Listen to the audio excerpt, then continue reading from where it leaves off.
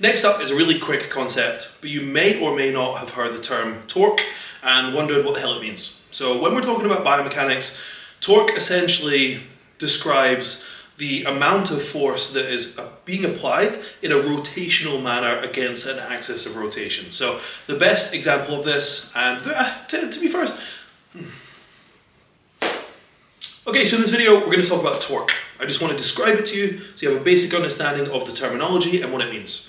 Now torque, just before we go into it, essentially describes force being applied in a rotational manner around an axis of rotation. Okay, so the axis of rotation, I can give you an example that is not to do with the gym. Axis of rotation everyone's familiar with could be a door. So imagine this is the door, this is the door frame, and this is the fixings on the door, or the hinges of a door. So torque essentially describes the force being applied to said body or to said object, the distance from that point where the force is being applied to the axis of rotation. So in this door example would be the door hinge. The further away the force is being applied to said object, the more it's going to translate in rotational movement, or the more it's going to influence movement around the axis of rotation. So for example, with this door example, imagine you tried to slam a door, but the door hinge was here and you pushed against the door right here. So not very far away from the door hinge. You wouldn't expect the door to move very quickly. However, if you grabbed the very edge of the door and slammed it as hard as you could, that door would fly and you would slam the door way harder. So that essentially describes torque.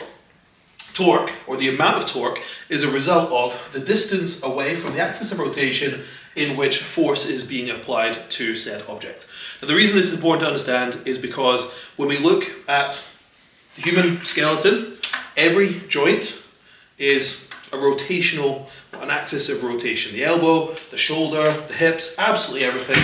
So when we look at the amount of force being applied to a certain joint, that's what dictates the amount of tension that's being applied to that muscle. So say for example, I'm doing a dumbbell lateral raise, and I covered this in my last video.